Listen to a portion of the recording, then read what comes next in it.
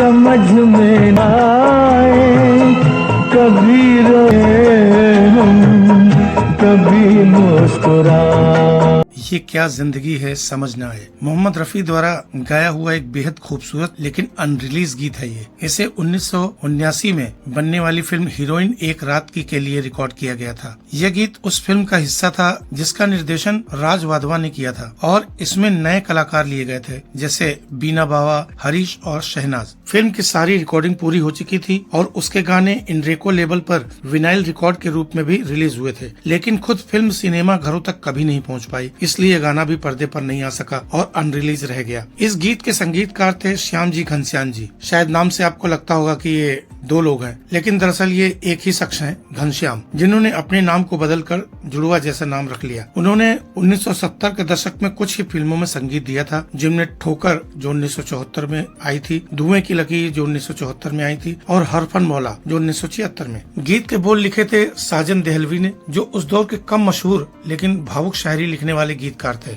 गीत बहुत ही खूबसूरत लिखा गया था। रफी साहब की आवाज में ये पंक्तियां आज भी दिल को छू जाती हैं। ये क्या जिंदगी है समझ में ना आए, कभी रो दिए हम, कभी मुस्कुराए।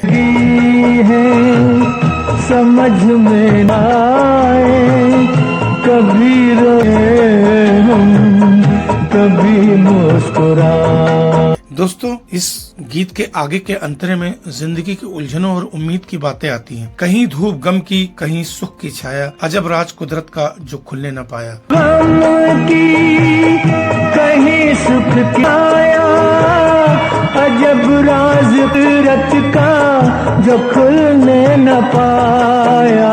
गीत दुख के बीच उम्मीद और हिम्मत बनाए रखने का पैगाम देता है। असल वजह यह है कि फिल्म ही कभी रिलीज नहीं हुई। संभवतः आर्थिक दिक्कतों या डिस्ट्रीब्यूटर की समस्या की वजह से फिल्म को रोक दिया गया था, लेकिन गाने रिकॉर्ड हो चुके थे, इसलिए उन्हें विनाइल रिकॉर्ड पर डाल दिया गया। यही कारण है कि गाना तो मौजूद है लेकिन पर्दे पर कभी देखने को नहीं मिला। मोहम्मद रफी की खासियत यही थी कि वो सिर्फ बड़े संगीतकारों या हिट फिल्मों के लिए ही नहीं गाते थे, बल्कि नए और संघर्ष कर रहे संगीतकारों को भी पूरा सहयोग देते थे। उनके लिए गाना सिर्फ पेशा नहीं बल्कि इबादत था। यही वजह थी कि उन्होंने अनगिनत छोटे बड़े संगीतकारों को अपनी आवाज देकर उनकी पहचान बनाने की कोशिश की। रफी साहब की आवाज में एक ऐसी मिठास और जज्बा था जो हर गीत को अमर बना देता था। चाहे गीत फिल्म में रिलीज हो या न हो, उनकी गाई हुई हर धुन दिल में उतर जाती थी। रफी साहब का मानना था कि एक गायक का असली मकसद श्रोताओं के दिलों तक पहुंचना है और यही कारण है कि वो हर रिकॉर्डिंग को अपनी जिम्मेदारी और जुनून से निभाते थे। ये क्या जिंदगी है समझ न आए भी उसी समर्पण का सबूत है, जिसमें उन्होंने बिना किसी दिखावे के पूरी दिल से इस गीत को